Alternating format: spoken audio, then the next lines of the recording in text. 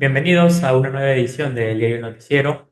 El día de hoy tengo la grata compañía del especialista de la Universidad de Piura, el doctor en Economía Guillermo Dulanto, con quien vamos a tener una charla sobre la situación que está atravesando nuestro país. Bienvenido, doctor. Gracias por la entrevista. Bien, doctor, ya entrando de lleno a esta situación, durante la última semana el Perú ha vivido unos momentos intensos, la destitución del expresidente y la asunción de José María Balcázar como mandatario. ¿Cuál es su primera lectura sobre este momento económico que atraviesa el país con toda la turbulencia política? Bueno, la primera lectura para alguien que viene de fuera es de sorpresa, ¿no? Tenemos una economía que anda en una cuerda separada de la política, al parecer. El año pasado había muchos pronósticos negativos con respecto al déficit, con respecto a la inflación, incluso en un momento, con respecto a la inversión privada. Y sin embargo, a pesar de todos estos problemas, el año pasado hemos cerrado con cifras bastante buenas, ¿no? Tanto en inversión privada, que tenía un récord de crecimiento, de 2 dígitos incluso, como comunicación, tipo de cambio. Entonces yo creo que la primera reflexión sería que por algún motivo, que podríamos irlo analizando obviamente, la actividad económica en el Perú anda por una cuerda separada del tema político, que a la larga sí va a influir, o que influye, sino que la gente no lo percibe. Ahora lo podemos conversar quizás más adelante, ¿no? Claro. En el muy corto plazo, doctor, ¿qué variables económicas suelen reaccionar primero ante una situación, se podría llamar crisis política? Quizá el tipo de cambio, la inversión, las expectativas empresariales. ¿Cuáles son esas variables que reaccionan primero ante estas situaciones? El vínculo entre política y economía está por la confianza, y cuando hay inestabilidad política, se pierde confianza y la gente, los especuladores, compran dólares para protegerse y los inversionistas en el sector real de la economía paran sus inversiones. Esto no está ocurriendo ahora por diversos motivos. El boom exportador que tiene Perú hace que ingresen más dólares de los que quisieran salir y eso hace que el tipo de cambio baje y los especuladores no ven una buena motivación para comprar dólares, ¿no? Para especular con esta moneda. Y los inversionistas, como dije antes, tienen ya una cartera de proyectos muy rentables en Perú. Perú es un país que tiene un gran déficit de infraestructura y grandes proyectos mineros en stand-by. Entonces, al parecer, estos inversionistas, más allá de la turbulencia política, apuestan por seguir con estas inversiones. De Mm. manera que estos dos termómetros, digamos, estas dos consecuencias que ocurrían antes inmediatamente ante la turbulencia política, no están ocurriendo ahora, ¿no? Bien, doctor, ¿cuál es la lectura sobre, bueno, se conoció que Hernando de Soto sería el encargado de dirigir, ¿no? El premier sería el premier Hernando de Soto en este caso. ¿Cuál es la lectura que hace de ello, considerando que es economista también?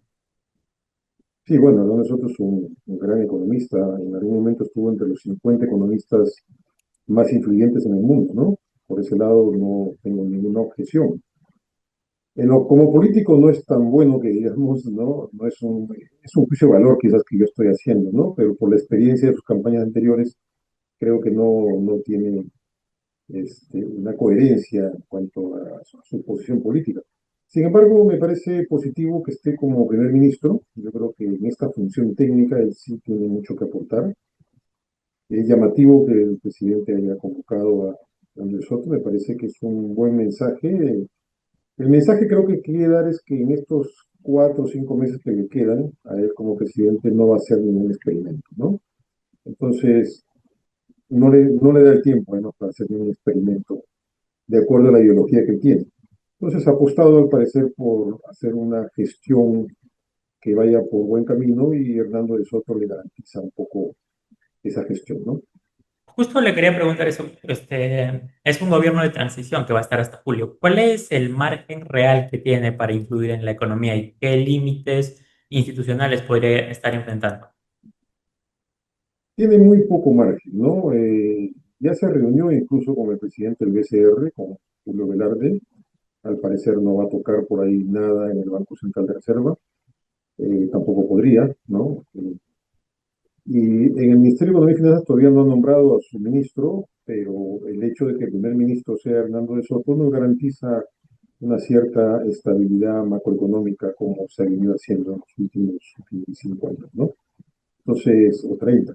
Yo creo que por ese lado, el mensaje que está dando en estos días es que va a hacer eso, un gobierno de transición ordenado, ¿no?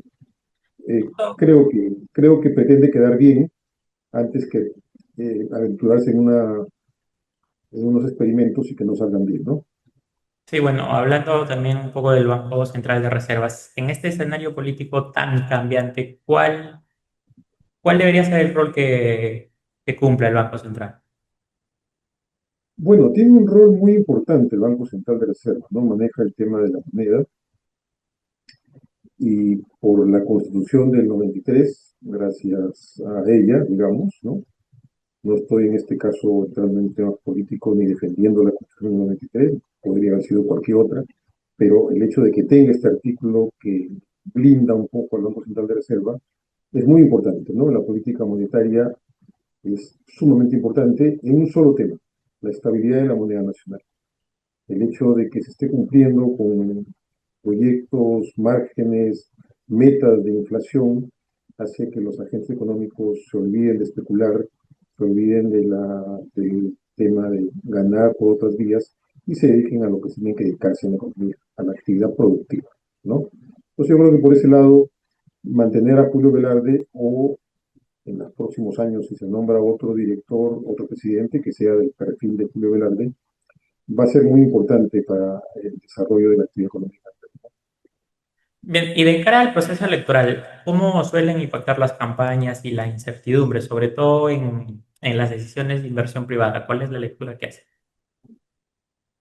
Sí, siempre en las campañas electorales los inversionistas frenan un poco sus expectativas de inversión de corto plazo, ¿no? Esto ocurre aquí, ocurre en cualquier país de Latinoamérica, ocurre en Europa, ocurre en Estados Unidos, ¿no? Más aún si hay posibilidad de que algún candidato que está contra el mercado, digamos, contra las políticas económicas del mercado, tenga posibilidad de ganar. Entonces, en ese sentido, los inversionistas paran un poco su inversión. Pero como dije antes, en el caso de Perú, me parece que hay tal interés de los inversionistas en proyectos muy importantes, llámese mineros, por ejemplo, de gran envergadura, o de infraestructura, como el caso del puerto de Chancay y toda su conectividad que existe alrededor de transportes, telecomunicaciones, todo. Son tan importantes los proyectos que los inversionistas privados van a invertir. Van a esperar quizás no hacer la inversión en estos meses, pero luego que se conozca quién es el presidente, van a seguir invirtiendo, me parece, ¿no? Esto es un poco el mensaje. Hemos pasado épocas en las que se pensó que los inversionistas se iban a ahuyentar, como cuando ganó Mala, por ejemplo, y sin embargo continuó la inversión en el Perú, ¿no? Sin embargo, sí quiero, no sé si este es el momento, quizás en la entrevista, que podría tocar un tema que dije al inicio, ¿no? Que no está afectando mucho este vínculo de confianza entre la política y la economía en dos indicadores claves, que es el tipo de cambio y la inversión que tú has mencionado. Pero sí está afectando en el crecimiento económico, ¿no? Nosotros, para que el Perú se desarrolle, para que mejoremos los salarios de la población, para que el Estado peruano tenga más dinero para hacer obras, necesitamos crecer a tasa de 10-11% cada año. Y estamos creciendo a tasas de 2-3%. Entonces, cuando algunos analistas dicen que la economía no se ve afectada por la política, tienen razón, no se ve afectada en esos indicadores que he mencionado, pero sí se ve afectada en el crecimiento económico. Perú puede crecer a tasas mayores. No crecemos a tasas de dos dígitos desde la época del segundo gobierno de García, ¿no? Que eso creo que acabó en 2010, me parece, 2011, ¿no? Han pasado 15 años y estamos con tasas bastante reducidas. Entonces, si queremos retomar tasas de dos dígitos de crecimiento, tenemos que entrar en una armonía entre política y economía. La inversión que se está dando ahora es la de grandes empresas y grandes proyectos, pero nos falta un crecimiento en inversión de los pequeños productores, de las medianas empresas peruanas, para que este crecimiento realmente sea lo que necesitamos, ¿no? Sí, justo tocando ese tema, pensando ya en el segundo semestre, ¿qué condiciones mínimas tendría que garantizar el próximo gobierno en las decisiones, ¿no? Para poder recuperar la confianza, como usted mencionaba, y dinamizar la economía? Yo creo que hay un tema de corto plazo serían las políticas macroeconómicas, ¿no? Hay que mantener la estabilidad de precios, que esto lo garantiza el BCR, hay que mantener un flujo de inversión a través de las obras públicas importante, eh, hay que establecer la promoción de exportaciones, que continúa con eso que está haciendo. Pero hay un tema importantísimo que puede afectar el crecimiento de Perú y que lo está afectando, ¿no? El hecho de que no crezcamos a dos dígitos se debe en gran parte a la falta de gestión pública. Un grave problema que no veo que lo tocan los candidatos es que tiene que haber una reforma integral del Estado privado. No podemos tener al principal actor de las políticas fiscales y de las políticas de obras públicas en el Perú, que es tan deficiente como el actual, ¿no? Para darte un ejemplo, el 90% de la burocracia peruana es ineficiente, está comprobado por los estudios, totalmente ineficiente, o sea, no es que sea medio ineficiente, es totalmente ineficiente. Un municipio es incapaz de hacer una pista bien hecha, ¿no? ¿Y eso a qué se debe? A que todo el personal, casi todo el personal, 95% del personal, en la actualidad, ha ingresado a través de CAS o locadores. No ha ingresado por concurso público, por meritocracia, sino que ha sido como una fuente de empleo de los partidos que han ganado las elecciones locales, regionales y nacionales, ¿no? Entonces, con un Estado tan ineficiente como tenemos y con una normatividad que para evitar la corrupción ha puesto una serie de trabas y controles que por último ni siquiera ha logrado evitar la corrupción y lo que hace es entrampar todo el proceso administrativo y de gestión pública, no se puede llevar a cabo una buena inyección de dinero a través de obra pública. Todas las obras públicas son paradas, son objetadas, en fin, es un caos realmente, ¿no? Esto no está en la agenda, al parecer, de los políticos porque es pisar callos, ¿no?